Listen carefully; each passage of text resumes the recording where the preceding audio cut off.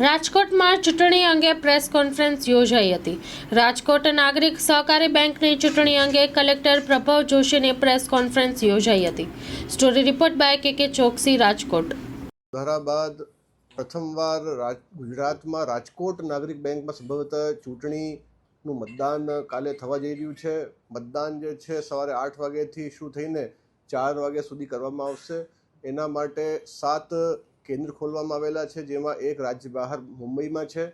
રાજકોટનો જે કેન્દ્ર છે એ 150 ફીટ રિંગ રોડમાં જે એમના સેવાલય આવેલું છે ત્યાં છે.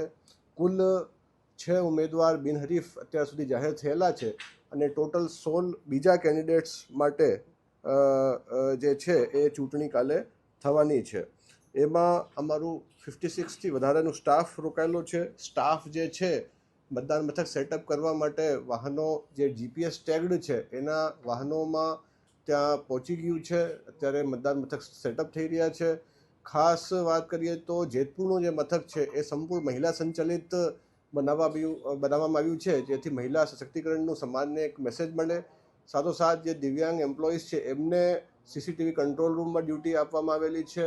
વિશેષ વ્યવસ્થાની વાત કરીએ તો જે વડીલ 80+ના જે વોટર્સ છે બેંકના, એમના લઈ જવા માટે ખાસ મોબાઈલ વાનની વ્યવસ્થા કરવામાં આવી છે.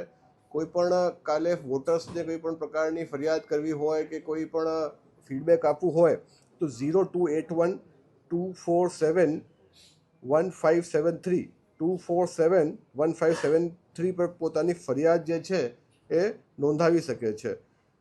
ખાસ હું આપ સૌ મિત્રો માધ્યમથી રાજકોટ નાગરિક બેંકના તમામ સભાસદોને ખાસ વોટ કરવા અને 100% મતદાન થાય એવી હું અપીલ કરું છું. ખર્ચો સામાન્ય છે, કારણ કે 7 જ મતદાન મથક છે, એટલે ખર્ચ જે છે એના માટે અલગ અલગ પગાર ધોરણ જે છે એ cooperative election authority of India દ્વારા ચૂકવવામાં આવશે. અને 7 જ મતદાન મથક હોય એટલે બહુ એમાં વધારે ખર્ચોની વાત નથી.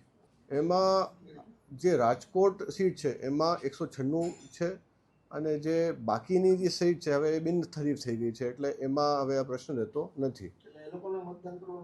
નહીં, એ લોકો કરશે. માત્ર જે મહિલા માટે 2 સીટોમાં ઇલેક્શન થવાનું છે એના માટે 3 કેન્ડિડેટ્સ છે, એટલે એ માત્ર બહારગામવાળા માત્ર મહિલાઓ માટે વોટ કરશે. Total CCTV camera, video recording અને વેબકાસ્ટિંગથી તમામ બૂથોને સજ્જ કરવામાં આવ્યા છે.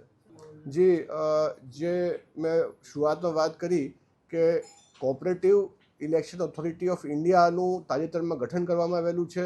મલ્ટી સ્ટેટ કોઓપરેટિવ સોસાયટીઓના રિટર્નિંગ ઓફિસર તરીકે કલેક્ટરશ્રીની નિમણૂકો કરવામાં આવેલી છે અને સતત પારદર્શિતા બની રહે એ માટે અમારો પ્રયાસ છે કે જે ઇલેક્શન કમિશન ઓફ ઇન્ડિયા દ્વારા જે રીતનું ચૂંટણી થાય છે એ જ પ્રકારની તમામ વ્યવસ્થા મેં આ ચૂંટણીમાં પણ કરવાનો પ્રયાસ કર્યું છે. મતગણતરી એમના હેડ ઓફિસમાં 19 તારીખે સવારે 8 વાગ્યાથી ચાલુ થશે.